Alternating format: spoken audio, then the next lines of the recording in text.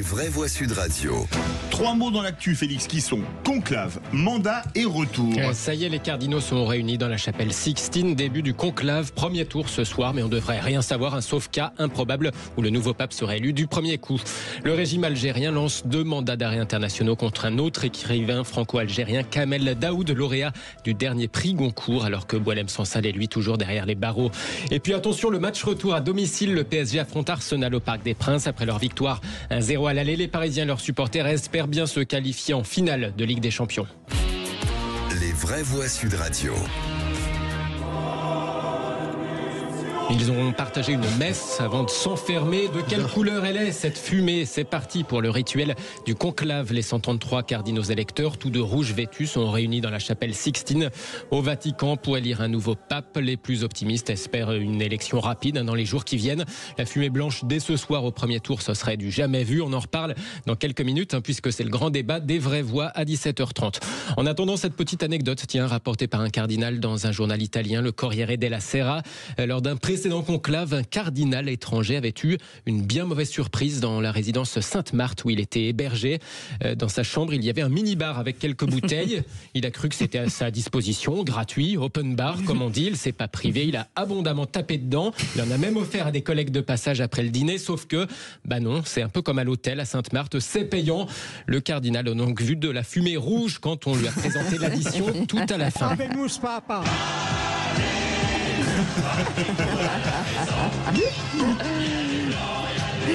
Et le deuxième mot, c'est mandat d'arrêt internationaux émis par l'Algérie. Oui, c'est la diplomatie française qui l'annonce et ça ressemble franchement à un cran supplémentaire franchi dans les tensions entre Paris et Alger. Les autorités algériennes viennent d'émettre 2 mandats d'arrêt internationaux contre Kamel Daoud, l'écrivain franco-algérien lauréat du dernier prix Goncourt. Lui qui, ces derniers mois, a beaucoup pris position pour défendre évidemment son confrère Boualem Sansal, déjà arrêté et incarcéré en Algérie. Être algérien et écrivain en France, c'est incarner le corps des délires et des contradictions algériennes. Si vous ajoutez les catégories d'écrivains francophones qui aiment la France comme un poème et saluent dans ce pays, vous voilà élu au malheur et au bonheur. Sansal est aujourd'hui un corps du délire politique algérien.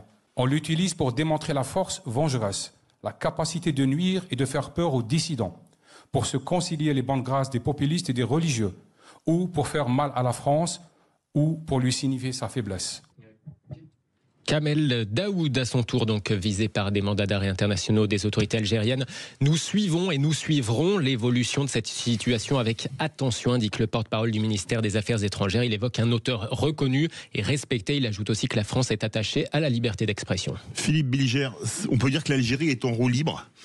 C'est-à-dire que pour l'instant, ce qui peut apparaître comme une solution de faiblesse, même s'il y a des choses qui se passent dans les coulisses, ne fait que renforcer le sentiment qu'a l'Algérie, en effet, de faire cavalier seul. Bon, en même temps, ça ne fait pas la première fois qu'il y a des pays qui lancent des mandats d'arrêt internationaux. Je vous rappelle les écrivains des Brigades Rouges qui étaient réfugiés en France, qui avaient eu la grâce présidentielle de François Mitterrand et qui étaient réfugiés. Ils étaient sous mandat d'arrêt italien. Enfin, donc, ils avaient tué des gens, alors que eux, ils ont tué personne. Non, c'était pas du tout. C'était pas forcément. Cesare Battisti avait tué du monde. Il n'y avait pas que Cesare Battisti. Il y avait véritablement des intellectuels. Donc, c'est pas la peine de faire de l'Algérie non plus un cas unique. C'est déjà arrivé, ce genre de choses. Mais par contre, effectivement, c'est pas qu'elle est en roue libre. C'est pas. C'est qu'elle est dans l'agression. Coup sur coup, là, quand même. Non, mais c'est pas roue libre. C'est une stratégie volontaire. Roue libre, ça veut dire que vous faites n'importe quoi. Il y a vraiment une décision, vraiment, jusqu'au bout, de nous serrer au mollet, en fait, de serrer au mollet la France. Je ne sais pas, je trouve qu'on est faible dans la réaction, même sur Kamel Daoud. On est évidemment faible. On est faible depuis le début, en fait. On est dans l'exclusionnite, on a essayé de contourner le problème, on a essayé d'expliquer ce qui ne méritait pas de l'être. Donc voilà, aujourd'hui on est dans une espèce de surenchère idéologique, surenchère politique, surenchère médiatique de l'État algérien et des dirigeants algériens. Évidemment, aux grandes dames, probablement de la population algérienne, parce que je suis intimement convaincu que ça radicalise les extrémistes et les populistes. Bon, enfin, il y a des tas de gens qui sont extrêmement modérés et ça met totalement en porte-à-faux des centaines de milliers, pour pas dire quelques millions, de franco-algériens, de binationaux qui ne veulent que vivre, je dirais, leur binationalité de manière cool et sereine, quoi. En bref, ces regains d'hostilité entre l'Inde et le Pakistan. Les deux pays, les deux frères ennemis se sont violemment bombardés la nuit dernière. On déplore au moins 26 morts côté pakistanais et 12 côté indien. C'est la confrontation militaire la plus grave entre les deux pays depuis 2 décennies. 2 pays dotés, comme on dit pour mémoire, c'est-à-dire 2 pays qui possèdent tout de même l'arme nucléaire. Ça fait pas peur, 2 puissances nucléaires qui se bombardent? Ah ben si, bien sûr. Philippe Bilger? Oui, ça fait peur. Ouais, on n'a jamais réussi à régler ce problème de partition. Il y a un problème culturel, de départ, le point de problème départ, de civilisation, il y a plein de choses. L'Inde, à partir du moment où on met tous les musulmans dans un pays, le Pakistan, et qu'on décide de garder, c'est la partition de l'Inde, c'est-à-dire qu'à la fois Gandhi c'est une victoire, mais à la fois c'est une tragédie, c'est un échec parce que on a coupé ce pays en deux. Donc voilà, moi ça me fait flipper, je vous le dis tout de suite. Moi je pense on s'y intéresse pas. Ouais, mais il faut demander à Donald Trump. Je pense qu'en 2-3 jours c'est réglé ça. Oui, en 24 heures peut-être. Allez, le troisième mot, retour. Bien sûr, le PSG reçoit Arsenal ce soir en demi-finale, retour de la Ligue des Champions. Et après leur victoire 1-0 à l'aller, les Parisiens espèrent bien confirmer en match retour. Les supporters du PSG, en tout cas, veulent y croire. C'est cette année-là, parce que Arsenal déjà, chez eux, on leur a mis 1-0. Dembélé en plus il est chaud en ce moment, le PSG ils vont gagner chez eux. Le collectif attend tout comme ils ont dit et on va aller loin avec Luis Enrique. Avec une vraie identité de jeu, on a vraiment nos chances de gagner là. Confirme, très confirmé. Des supporters parisiens au micro, des supporters parisiens, je vous en prie.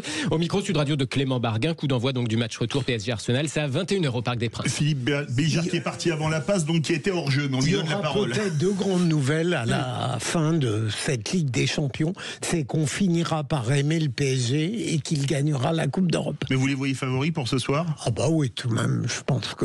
Vous êtes optimiste, hein? Moi non, en fait, en réalité, si, je pourrais avoir l'optimisme. Moi je les vois favoris aussi, mais... Je sais pas, je pense que vous le me l'avez demandé, ils sont favoris. Je pense que l'Arsenal de ce soir jouera pas comme la dernière fois parce qu'ils ont retrouvé leur milieu de terrain, ils ont retrouvé Partey. Mais c'est ça le problème, c'est que c'est lui le distributeur de jeu. Il n'était pas là la semaine dernière.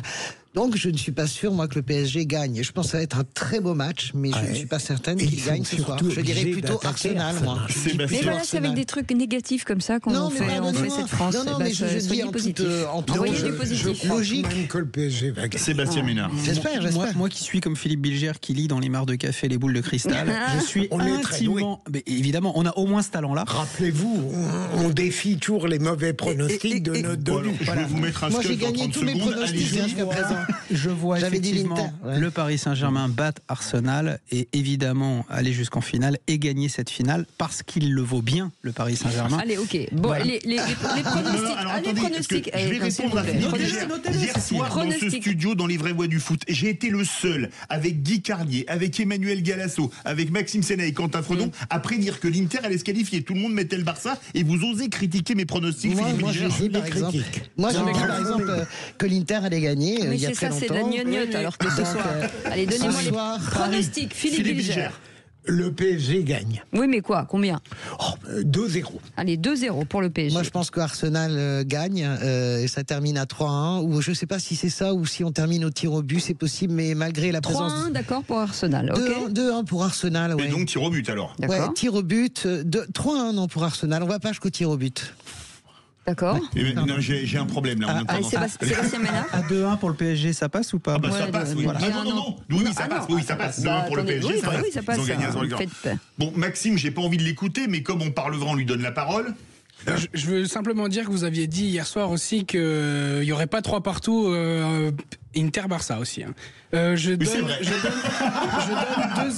donne 2-0 Arsenal ce soir. Oui, moi aussi. En tout cas, 2 buts d'écart.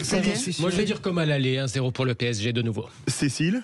Eh ben 2-0. 2-1, j'ai marqué 2-1. Voilà, et moi, je l'ai dit hier, je redis le même ce soir. On s'en fout complet. Je pense que c'est Arsenal. 3-1 pour le PSG, je mets. Moi, 3-1 pour Arsenal. 3-1 pour le PSG. Oui, 3-1 pour le PSG, oui. Le PSG va gagner donc. Oui, 3-1 pour le PSG, je mets victoire du PSG, 3-1. Bah, il y a 2 minutes, vous disiez non. Non, je dis que j'ai la tension. Et quand j'ai la tension, là, elle monte, et ben là, je dis on va gagner 3-1 et elle descend.